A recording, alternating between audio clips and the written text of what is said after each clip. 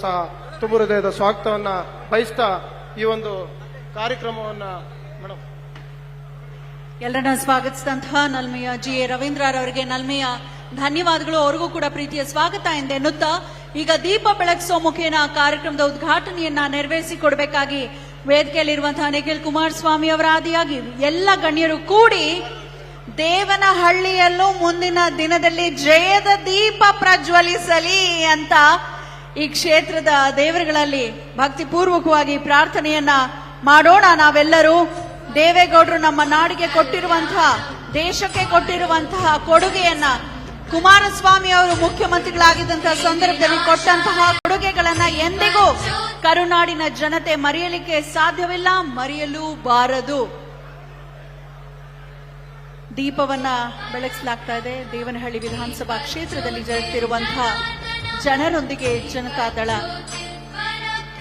ಕಾರ್ಯಕ್ರಮ. ಇದೊಂದು ಡಿಜಿಟಲ್ ಸದಸ್ಯತ್ವ ಅಭಿಯಾನ ಕೂಡ ಹೌದು. ನಾನು ಆಗ್ಲೇ ಹೇಳ್ತಿದ್ದೆ, ನೀವು ಸದಸ್ಯರಾಗಬಹುದು. ಒಂದು ಸಂಖ್ಯೆಗೆ ಜಸ್ಟ್ ಮಿಸ್ ಕಾಲ್ ಕೊಡೋ ಮುಖೇನ 9964002028 ನೆನಪಿರ್ಲಿ. 2028 JDS ಜೊತೆಗೆ ಜಾಸ್ತಿ ಇರಲಿ ನಂಟು.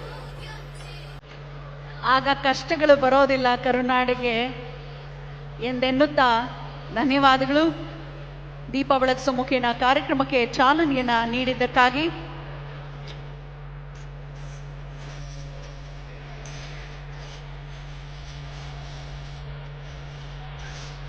ರೈತರ, ಬಡವರ, ದುರ್ಬಲ ವರ್ಗದವರ ಹಕ್ಕುಗಳಿಗಾಗಿ ಇಂದಿಗೂ ಹೋರಾಡುವಂತಹ ಒಂದು ಮನಸ್ಥಿತಿ, ಗಟ್ಟಿ ಧ್ವನಿ ನಮ್ಮ ದೇವೇಗೌಡರು ಅಂತ ಹೇಳಿದ್ರೆ ತಪ್ಪಾಗ್ಲಿಕ್ಕಿಲ್ಲ.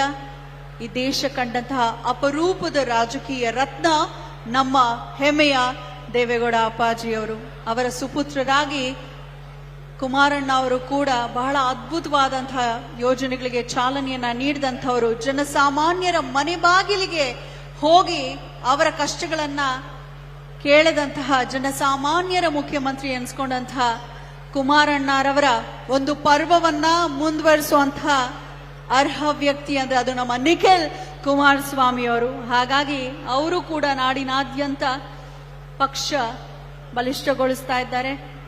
ಧನ್ಯವಾದಗಳು. ಅವರಿವರೆನ್ನದ ಎಲ್ಲರಿಗೂ ಕೂಡ ದಯಮಾಡಿ ವಾಪಸ್ ತಮ್ಮ ತಮ್ಮ ಸ್ಥಳಗಳಲ್ಲಿ ಕುಳಿತುಕೊಳ್ಬೇಕಾಗಿ ಸವಿನೀಯ ಪ್ರಾರ್ಥನೆ. ಉದ್ಘಾಟನೆಯ ತರುವಾಯ ಪ್ರಾಸ್ತಾವಿಕ ನುಡಿಗಳನ್ನು ಆಡ್ಲಿಕ್ಕಾಗಿ ನಾನು ಬರಮಾಡ್ಕೊಳ್ತಾ ಇದ್ದೇನೆ. ಅವರು ನಮ್ಮ JDS ನ ತಾಲೂಕ್ ಅಧ್ಯಕ್ಷರು ಮಾತ್ರವಲ್ಲ, PLG ಬ್ಯಾಂಕ್ನ ಅಧ್ಯಕ್ಷರು ಕೂಡ ಹೌದು. ಪ್ರೀತಿಯ ಆರ್ ಮುನೇಗೌಡರನ್ನ ಬರಮಾಡ್ಕೊಳ್ಳೋಣ ಪ್ರಾಸ್ತಾವಿಕ ನುಡಿಗಳಿಗಾಗಿ.